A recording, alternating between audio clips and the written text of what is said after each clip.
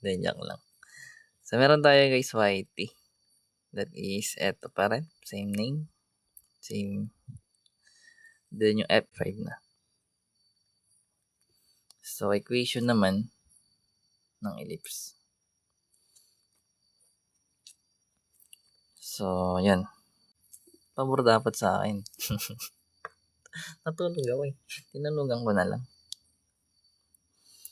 So, meron tayong equation of an ellipse naman ng pinapahanap. Wherein yung given, yung centered at 0, 0. Yan. Bakit? Ako sa health ko, hindi kayo concerned. Dahil lang yan. Then, meron tayong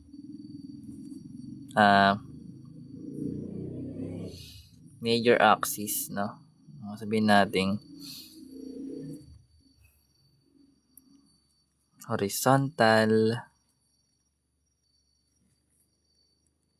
major axis. Actually, kahit wala na tong horizontal pero pag sinabi kasing major axis guys, ay mahabang lane di ba? Kasi nga major.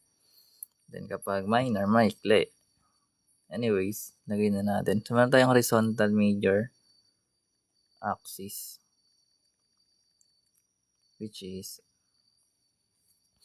ano kaya? Let's say length.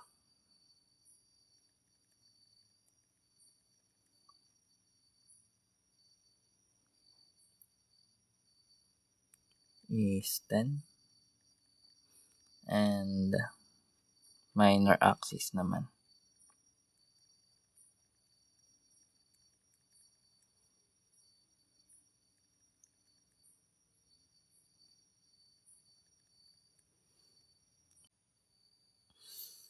di ba? Ano na pupuyat?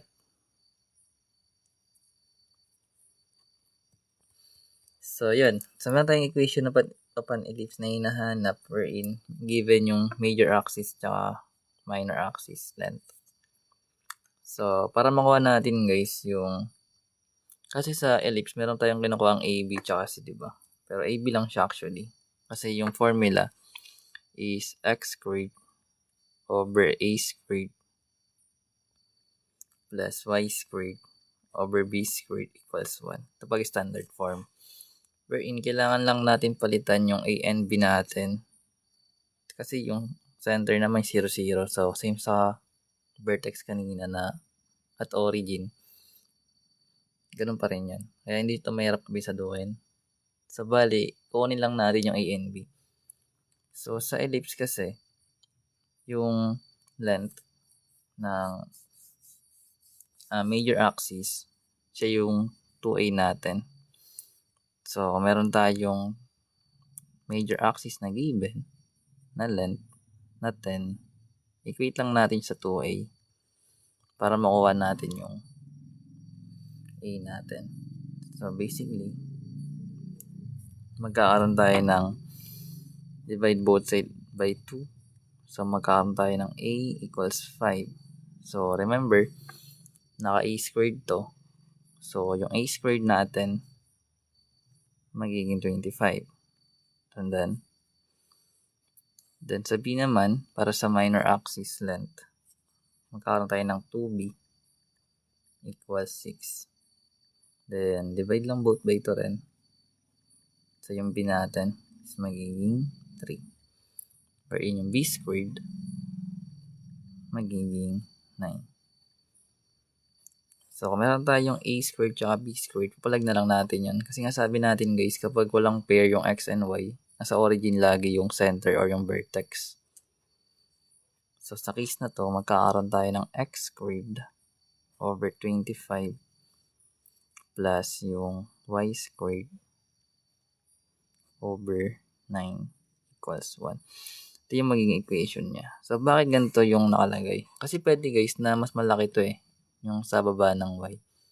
Pero dahil nga yung given natin is yung major axis length natin is horizontal.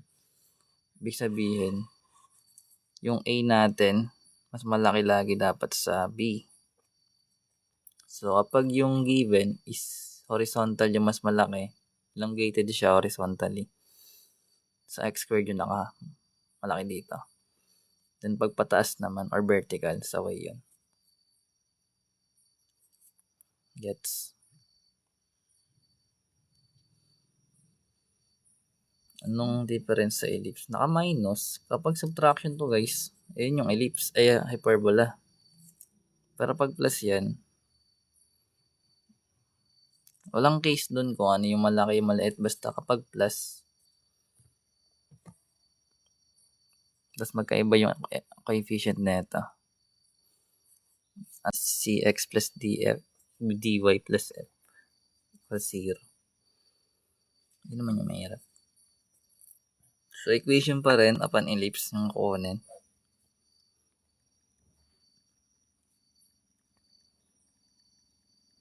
Wherein yung given is yung center at 1, 3. Then, uy Brad, was siya, tulog na. Late na ako eh. Napadaan ba yun? So, meron tayong given na center at 1, 3. Then, yung vertical major axis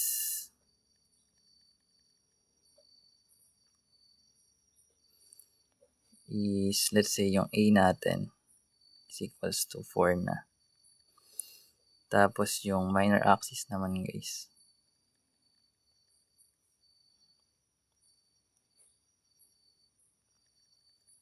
or yung B natin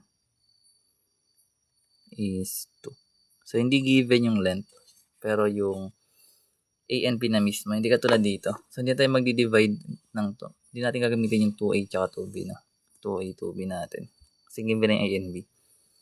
Ito madali lang kasi given na yung A and B, then may center ka. So, makuha mo na equation ng ellipse. So, same process yung sa ginawa natin kanina. Oo. So, meron tayong given na ito. Ayun na yung given. Madali lang yun.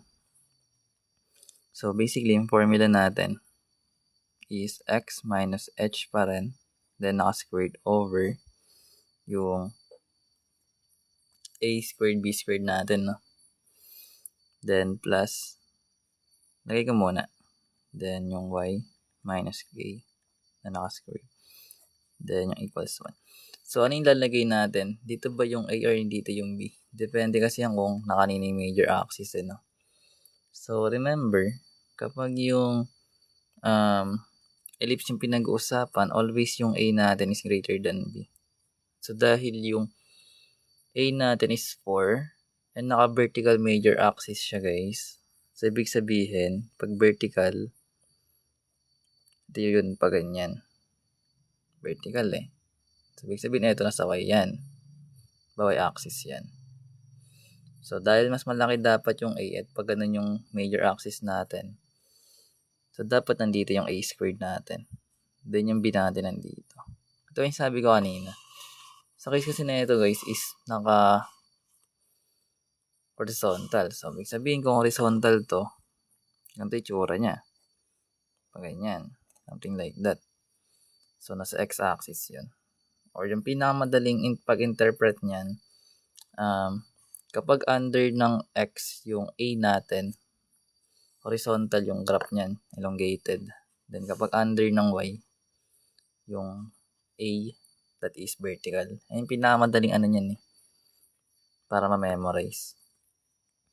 Anyways, so magkakaroon tayo ng a natin dun, or yung a squared natin, which is 4 squared. Then, yung b natin is 2 squared, no? Then, yung center is 1, 3. So, same process yan. So, yung a squared, o yung a natin is 4. So, pag in-squared natin to, magiging 16. Then, yung b natin, which is 2. So, yung b squared, magiging 4. Then, ipa-plug na lang natin, guys, kasama yung center. So, yung formula natin is, kasi merong HK, diba? So, yung center natin, na 1, 3. Ito yung formula natin, no?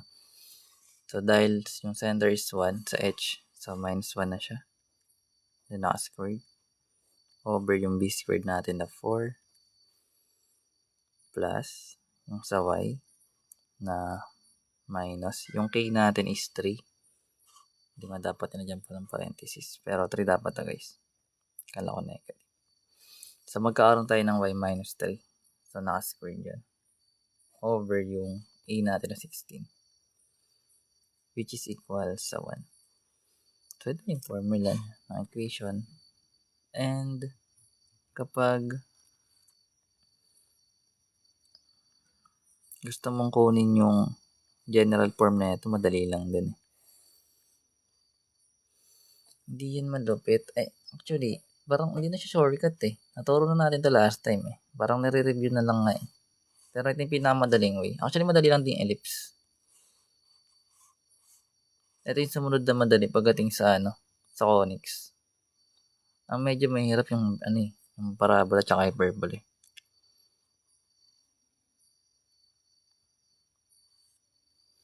Bago. Yan bago. Bago. Anyways, ang galing ko. Dapat pa nilakihan ko yung sulat ko. So, sabi kanina guys, kung hinahanap yung general form, no? Ito yung general form. Actually, para to sa lahat ng conics. That is ax squared plus by squared plus cx plus dy plus e. Pwede na yan e. Yung constant. Then, naka-equate sa 0. Yan. And alam na natin yan, no? Alam na ba? Hindi. Oo, ganun lang. Simplify, expand. Oo. Expand mo to mamaya. Pero